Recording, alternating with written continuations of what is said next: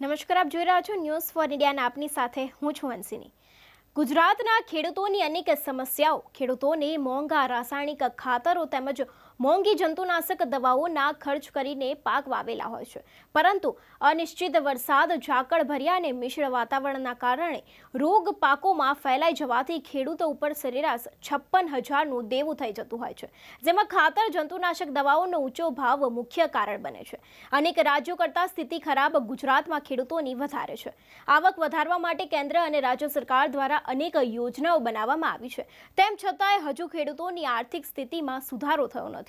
ગુજરાતના પ્રત્યેક ખેડૂત પર સરેરાશ 56,000નું દેવું છે। ગુજરાતની સરખામણીમાં અન્ય રાજ્યોમાં ખેડૂતોનું દેવું ઓછું છે।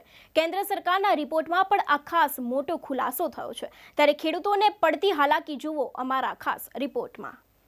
ભારતના વારસાઈના કાયદા મુજબ જમીન વારસદારોને સરખે ભાગે વહેંચવામાં આવે છે, તેને કારણે ખેતીની જમીનના ટુકડા થતા ગયા। એક શેંડે વધુ જમીન હોય તો ખેતી કરવી પોસાય, એક શેંડે જમીનના ટુકડા ભેગા કરી ફરી તેને મોટું કરવામાં મુશ્કેલી એ છે કે એક જ ગામમાં બધી જમીનની ફળદ્રુપતા એક સરખી નથી હોતી અને ગામની સીમમાં અલગ અલગ પટ્ટામાં અલગ અલગ ફળદ્રુપતા હોય છે। અમુકને સારી સિંચાઈની સવલત, અમુક પટ્ટા ગામની નજીક વગેરે વાતોથી સમાન વહેંચણી કરવી અને છતાં જમીનના ટુકડા ન થાય તે કરવું મુશ્કેલ થતું જાય છે અને ભારત સરકારે નાના ટુકડા ન થાય તે માટે કાયદો બનાવ્યો છે, પણ રાજ્ય સરકાર તેનો અમલ કરી શકે તેમ નથી। ગામનું દૂધ ગામમાં રહે તે માટે આ ક્રાંતિની સામે સહકારી મંડળીથી દૂધ શહેરમાં જતું થયું અને ગામડે ગામડે પોષણની સમસ્યા થઈ, માટે ભલે અમુક ક્રાંતિ ગામનું દૂધ શહેરમાં ગયું એટલે ગામ નબળા થયા અને શહેરમાં બેઠા બેઠા લોકોના વજન વધી ગયા।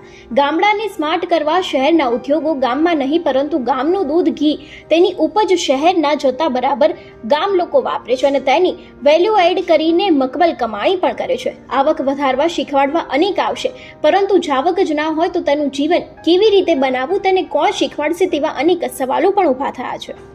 ટૂંકમાં ટેકનોલોજીનો આડેધડ ઉપયોગ ના કરતા જરૂર હોય ત્યાં કરી આપણી પરંપરાનું ધ્યાન રાખી સુખી જીવન અને સ્વાર્થ રહિત ખેતી અને સહકારી અને આધ્યાત્મિક વિચારસરણી જરૂરી છે। ચોમાસામાં ખેતરોમાં વાવેતર કેવી રીતે થાય છે? મે મહિનાની શરૂઆતમાં ટ્રેક્ટર ખેડે ત્યારે છાણિયું ખાતર નાખીએ છીએ, જેમ જમીન ફળદ્રુપ થાય છે। ચોમાસાની ઋતુ આવી પહોંચી જાય છે અને ખેડૂતો વાવણીની તૈયારીઓમાં લાગી જાય છે।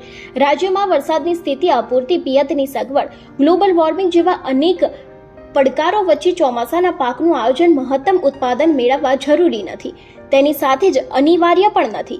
રાજ્યમાં માત્ર 25થી 30% વિસ્તારમાં જ પિયતની સુવિધા હોય, બાકીના 70% વિસ્તારમાં સૂકી ખેતી થાય છે।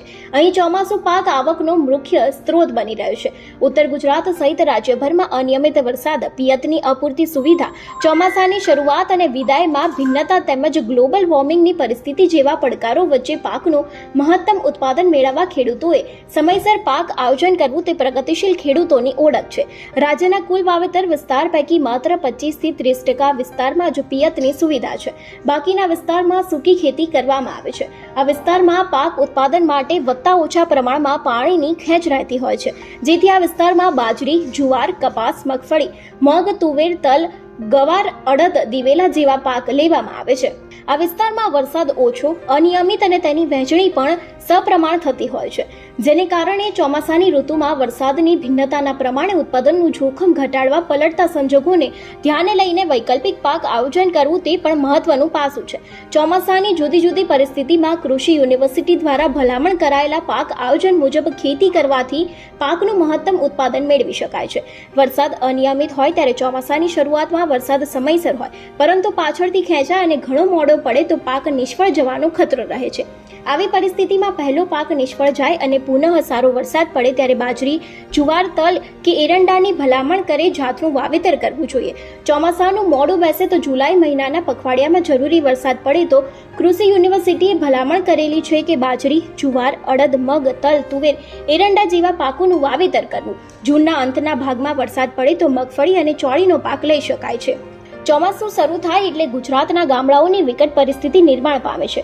આવો માત્ર એક જ ગામની સમસ્યા જોઈએ તો વાત કરીએ જૂનાગઢ જિલ્લામાં ભારે વરસાદના કારણે અનેક સમસ્યા ગ્રામ્ય વિસ્તારોમાં શેરી ગલ્લા અને સોસાયટીમાં પાણીના પ્રશ્નોના ભાગતે લોકો હેરાન પરેશાન થઈ રહ્યા છે।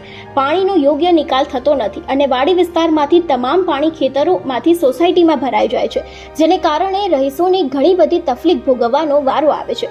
જૂનાગઢ અને માંગરોળ કેશોદના આ દ્રશ્યો તમે સ્ક્રીન ઉપર જોઈ રહ્યા છો.